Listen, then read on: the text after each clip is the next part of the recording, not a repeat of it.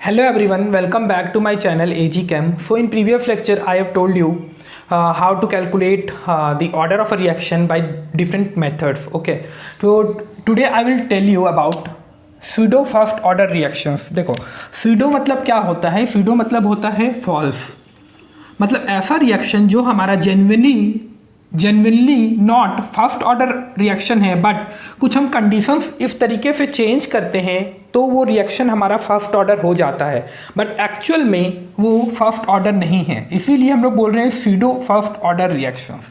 इसकी डेफिनेशन भी वही कहती है, such reactions which are not truly of the first order but under certain conditions become reactions of the first order.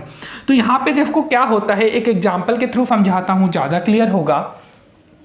Acid catalysed hydrolysis of ethyl acetate. जब हम लोग ethyl acetate का hydrolysis करते हैं तो हमारा बनता है एसिटिक एसिड और अल्कोहल। तो यहाँ पे H2O की कॉन्सेंट्रेशन क्या होती है, H2O इतना लार्ज एक्सेस में प्रेजेंट होता है कि इसकी जो कॉन्सेंट्रेशन है वो एक तरह से कांस्टेंट होती है। तो इसकी जो रेट है वो ओनली इथाइल एसीटेट पे डिपेंड करती है। तो एक्सपेरिमेंटली देखा गया, वैसे तो ये रिएक्शन बाइमोलिकुलर है, बट एक्सपेरिमेंटली देखा गया कि ये रिएक्शन फर्स्ट ऑर्डर को फॉलो कर रहा है। जैसे मैं अगर इसकी रेट लिखता हूँ तो रेट इसकी तुम लिख सकते हो, rate equals to K CH3COO C2H5 into H2O की कॉन्सेंट्रेशन। बट मैंने आपको बताया है कि H2O की कॉन्सेंट्रेशन क्या है, इतनी ज़्यादा लार्ज एक्सेस में होती है कि इसकी कॉन्सेंट्रेशन कांस्टेंट होती है। तो हम लोग एक लिख सकते हैं, rate equals to K dash CH3COO C2H5 where K dash equals to, एक नया कांस्टेंट बना दिए हैं, K dash equals to K into H2O। मतलब H2O भी तुम्हारा कांस्टेंट है और ये भी कांस्टेंट है, तो इन दोनों को ऐड करके मतलब मल्टीप्लाई करके एक नया कांस्टेंट बना दिए हैं। तो rate equals to K dash CH3CO C2H5। तो एक्सपेरिमेंटली देखा गया रिएक्शन हमारा फर्स्ट ऑर्डर है, तो इसी को हम लोग स्यूडो फर्स्ट ऑर्डर रिएक्शंस बोलते हैं। और भी एग्जांपल्स हैं, जैसे अगर बात करते हैं इन्वर्जन ऑफ केन शुगर, तो ये रिएक्शन भी हमारा first order pseudo first order ही है। जैसे अगर मैं बात करता हूँ, अगर मान लो सुक्रोज को तुम अगर H2O के साथ रिएक्ट कराते हो तो फ्रुक्टोज और हमें ग्लूकोज मिलता है। तो यहाँ पर ये रिएक्शन भी फर्स्ट ऑर्डर ही है, क्योंकि H2O की कॉन्सेंट्रेशन कांस्टेंट होती है, तो रेट पे कोई फर्क नहीं पड़ता। Rate will depend on the reactant which is present in laser quantity. ठीक है, H2O वहाँ पे एक्सेस क्वांटिटी में है। तो ये स्यूडो फर्स्ट ऑर्डर रिएक्शन से इतनी बातें होती हैं स्यूडो फर्स्ट। अच्छा, अगर स्क्रीनशॉट लेना है तो ले लीजिए। आज हम लोग बात करेंगे बहुत important numerical point of view से, हम लोग बात करेंगे रेडियो एक्टिविटी के जितने भी न्यूमेरिकल्स होते हैं वो सब हम लोग बात करेंगे।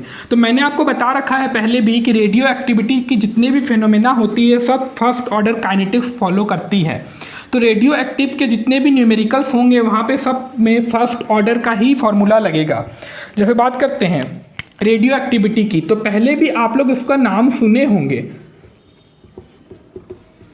तो रेडियो एक्टिविटी देखो, पहला तो होता है नेचुरल रेडियो एक्टिविटी, अगर नहीं पता तो मैं थोड़ा सा इस पर बात करूंगा। और एक होता है हमारा आर्टिफिशियल रेडियो एक्टिविटी। दो तरह का रेडियो एक्टिविटी है। तो पहले नेचुरल रेडियो एक्टिविटी की बात कर लेते हैं। इन नेचुरल रेडियो एक्टिविटी क्या होता है, some elements like uranium and thorium spontaneously emit alpha और बीटा पार्टिकल्स और समटाइम्स गामा रेडिएशन। सो उसी को this phenomena is known as natural radioactivity. जैसे हमारे यूरेनियम और थोरियम होते हैं वो क्या करते हैं, एमिट करते हैं, स्पॉन्टेनियसली एमिट अल्फा और beta particles, spontaneously emit alpha beta particles और गामा रेडिएशन। ठीक है, तो इसी फिनोमेना को हम लोग नेचुरल रेडियो एक्टिविटी बोलते हैं। बट आर्टिफिशियल रेडियो एक्टिविटी में क्या होता है, some elements which are not radioactive elements but on bombardment with subatomic particles like proton and neutron produce radioactive isotope. तो this phenomena is known as artificial radioactivity. क्या होता है कि कुछ elements होते हैं वो radio active elements नहीं होते हैं, बट अगर हम उस पर बोmbardment कराएं सब एटॉमिक पार्टिकल्स लाइक प्रोटॉन और न्यूट्रॉन, तो क्या होता है कि वो रेडियो एक्टिव आइसोटोप प्रोड्यूस करते हैं। तो उस फिनोमेना को हम लोग आर्टिफिशियल रेडियो एक्टिविटी बोलते हैं। ठीक है, तो ये बात होती है। यहाँ पे होता है, अब लोग अगर बात करते हैं रेडियो एक्टिव डिके की बात करते हैं, रेडियो एक्टिव डिके और रेडियो एक्टिव डिसइंटीग्रेशन की बात करते हैं यहाँ पे।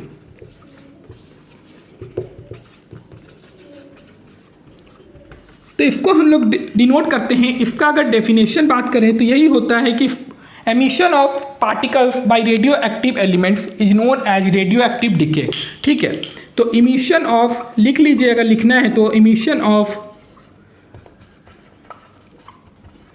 Particles by radioactive elements. ठीक है, तो अब बात करेंगे हम लोग, अब हम लोग पढ़ेंगे न्यूमेरिकल पॉइंट ऑफ व्यू से। ये थ्योरी पार्ट यहाँ पे खत्म होता है, इतनी ही थ्योरी इसकी पढ़नी थी। ठीक है,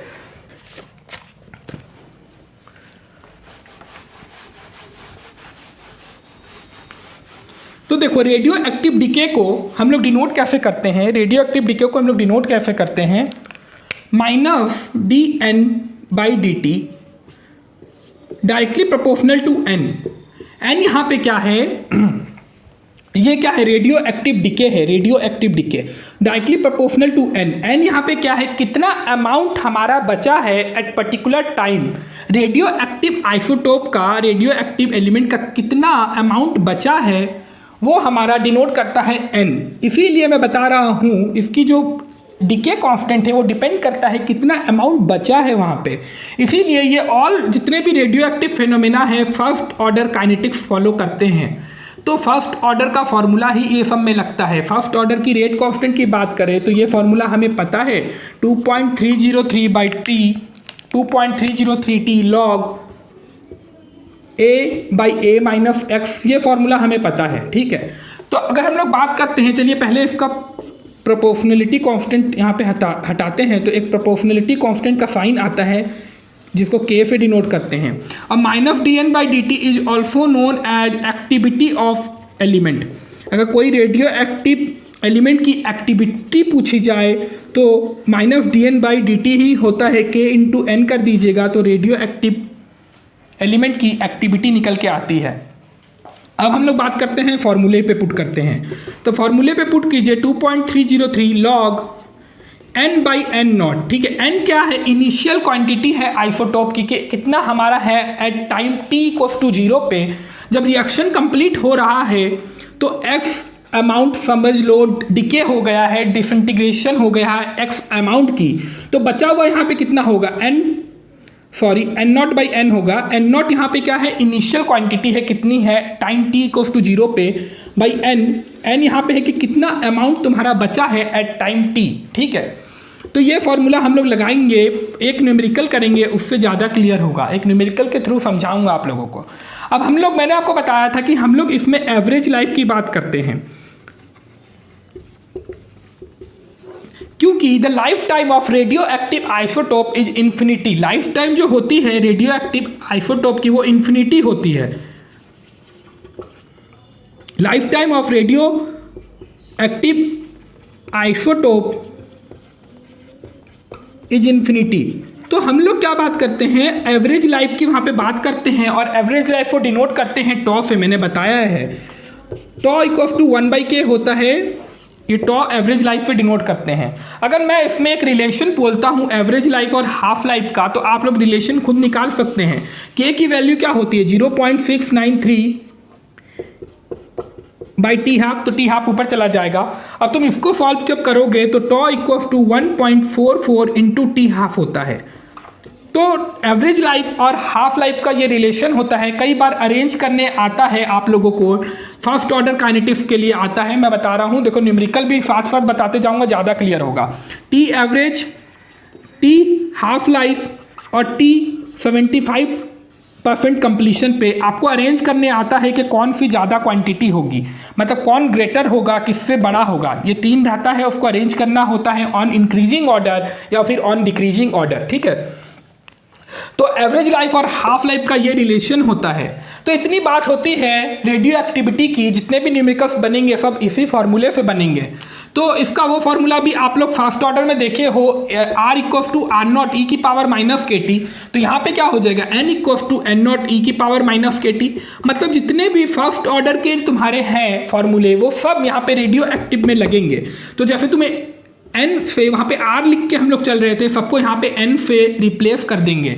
n दिखाता है तुम्हारा number of amount left of radioactive isotope at time T और at time equals to T equals to 0 पे। एक न्यूमेरिकल करेंगे, सब कुछ क्लियर होगा, तो एक न्यूमेरिकल करते हैं, ठीक है। सो इस न्यूमेरिकल से समझेंगे, IIT 2009 में आया हुआ क्वेश्चन है। देखिए ये क्वेश्चन बहुत इंपॉर्टेंट है। The half life period of a first order kinetics of chemical reaction is इतना। हाफ लाइफ दिया हुआ है रिएक्शन का। The time required for the completion of 99% of the reaction will be. ठीक है, रेडियो एक्टिविटी का question नहीं है, बट क्वेश्चन इसी तरीके से बनेगा। जो अभी एक फॉर्मूला, मतलब जो प्रोसेस बता रहा हूँ, सारा क्वेश्चन फर्स्ट ऑर्डर का उसी कंसेप्ट पे बनता है। तो हम लोग को क्या करना है, देखो टी हाफ दिया हुआ है, टी हाफ हमारा दिया हुआ है 6.93 मिनट। ठीक है, तो तुम्हें क्या करना है, अब यहाँ पे तुम्हें टाइम निकालना है कि जब हमारा 99% ऑफ द रिएक्शन कंप्लीट हो चुका होगा, तब कौन से टाइम पे कंप्लीट हुआ होगा, तो वो टाइम हमें निकालना है। तो k की वैल्यू लिखेंगे, स्मॉल k से लिखते हैं, हमेशा याद रखना। Small k equals to 2.303 by T log a by a minus X. ठीक है, t निकालना है हमें यहाँ पे। तो टी हाफ से पहले हम लोग k की वैल्यू निकाल लेते हैं। T half equals to 0.693 by k। तो k की वैल्यू पहले निकाल लीजिए, 0.693। टी हाफ कितना है, 6.93 मिनट ये है। ठीक है, तो सॉल्व कीजिए, पॉइंट से पॉइंट हटाइए। जब इसको सॉल्व करेंगे तो 1/10, मतलब k की वैल्यू आएगी 0.1 मिनट इनवर्स। ठीक है, अब देखिए रिएक्शन हमारा फर्स्ट ऑर्डर है, यूनिट भी हमारी मिनट इनवर्स में है, मैंने आपको बताया था। आप कुछ नहीं करना, k की वैल्यू यहाँ पे पुट कीजिए और टाइम को इधर लेके आइए, क्योंकि हमें टाइम निकालना है।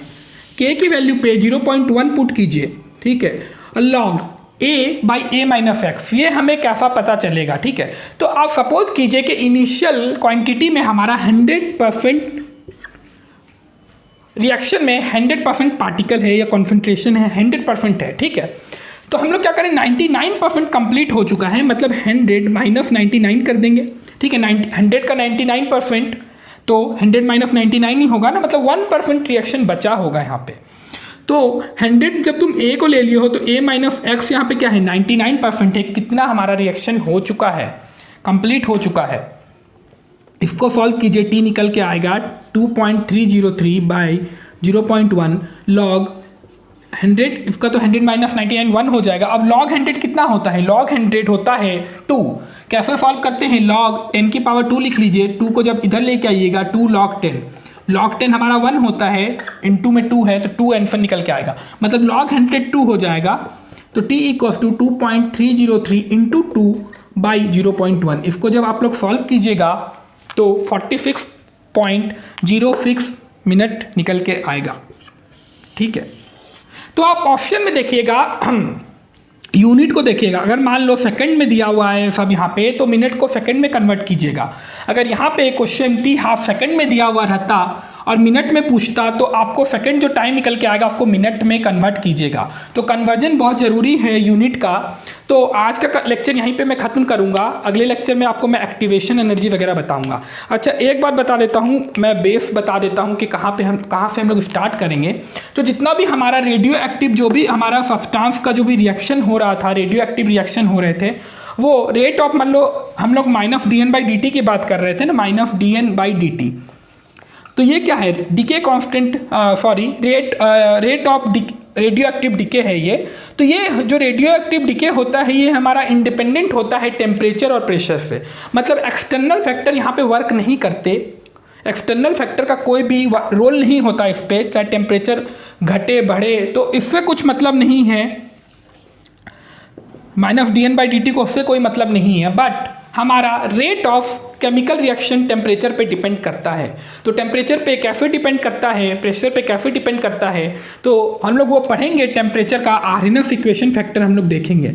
बहुत कुछ पढ़ना है, कॉलिजन थ्योरी भी पढ़नी है अभी, तो वो सब हम लोग पढ़ेंगे अगले लेक्चर में। आज का लेक्चर मैं यहाँ पे ख़त्म करूँगा। वीडियो पसंद आए तो लाइक शेयर और सब्सक्राइब कीजिएगा। ठीक है, फिर मिलते हैं अगले लेक्चर में।